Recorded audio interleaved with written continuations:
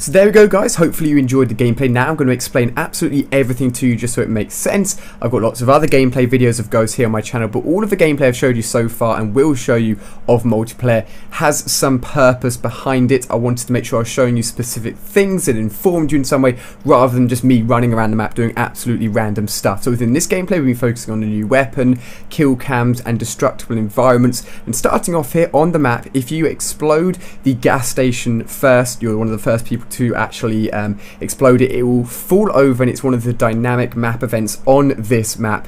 If there's an enemy underneath it, it will fall on the enemy, it will kill them, and once it's fallen down, it acts as a new form of cover. Very useful. This will probably fall down very early at the beginning of the map once people learn that this is a destructible part of the map, and it's very cool indeed. But now we're moving into the gameplay segment where I'm actually using the Honey Badger assault rifle. Now, the reason why I showed you guys gameplay of this gun specifically is A, because a lot of you guys requested it, and B, it's got a funny name, and C, it's actually got an interesting thing about it, and that's the fact that it always has a silencer on it. So if you like using weapons with a silencer on it, then this is probably the gun for you, because you don't need to waste an attachment on the silencer. It has one built in, so if you like the silencer, you can have it on this weapon for free. You can then add a red dot sight and maybe something else as well, and you'll have 3 attachments, whereas with any other weapon you'd have to spend a point, of course, on the silencer. But the downfall of the fact that this weapon has a silencer means that it's not quite as strong as some of the other assault rifles, because of course they don't have assault rifles. So if you want an all-out super powerful weapon, this probably isn't for you. It's probably more for the guys that like to be a little bit more sneaky and use the silencer anyway while they're playing online. So that's something to note when you decide to pick a class when playing Call of Duty Ghosts multiplayer. Next up here, I shot off one of the new explosives, which acts in a similar way to a stun, except it's lethal, so you throw it, bounces around for maybe half a second and explodes wherever it lands. And I knew there was someone camping up here, so I threw up the explosive into the top layer of this building. It's a nice spot to look over the map, and it kills him, so I thought you guys would be interested in that. The cool thing about all of these maps within Ghost multiplayer is that there are loads of little secret spots. The lines of sight are very long. You can sometimes see all the way across the map. Very, very different multiplayer design compared to the Black Ops 2 maps, where they are very symmetrical and there aren't quite long lines of sights. It's sort of just knowing your routes, and these maps are very, very different. It's quite cool. It sort of very much reminds me of Modern Warfare 3. Of course, it's the same guys that made the game, but it just hit me how different the map design is compared to Treyarch and Infinity Ward, the guys that make Call of Duty every other year. So here I'm working towards the back end of the map where the enemies have been, and I'm using the silencer, of course, because it's built into this weapon, and picking them off without them realising I'm here. And I'm using the assault streaks with the Satcom, the Guard Dog and the Juggernaut Maniac. If you guys haven't seen those streaks in action, I did a video a few days ago showing them off. The Juggernaut Maniac is awesome, really, really good fun. Now, the only problem with the multiplayer build we're playing at the reveal is it was very, very limited. I think I used every gun, I played all 3 maps that were available, and I used, or tested out at least, almost all of the perks that were available, and we were very limited in that sort of sense. But I'm going to a lot more events at the moment. By the time this video goes up, I'll be at Gamescom in Germany, and I'm hoping it'll be more stuff unlocked there as well for me to test out, which should be awesome. So all in all, I'm just trying to test as much stuff as I find at all these events where I'm lucky enough to play the game early. Here, this is one of the side or sort of back versions of the map where I'm basically around the edge. I could have gone up those stairs to have a nice overlook of the map, or I could take the left side here and go through the underside of the building, but instead I head towards the right here and kill this guy, and my teammate unfortunately does manage to pick him off, so I take him down instead. And the movement within this game is very, very smooth. I think that's what they've gone for in Ghost. It's not necessarily super fast, because for those of you guys that don't know, they've decreased the overall movement speed by a few percentages over the other games, but the whole smoothness and the movement of this game is very, very smooth and slick.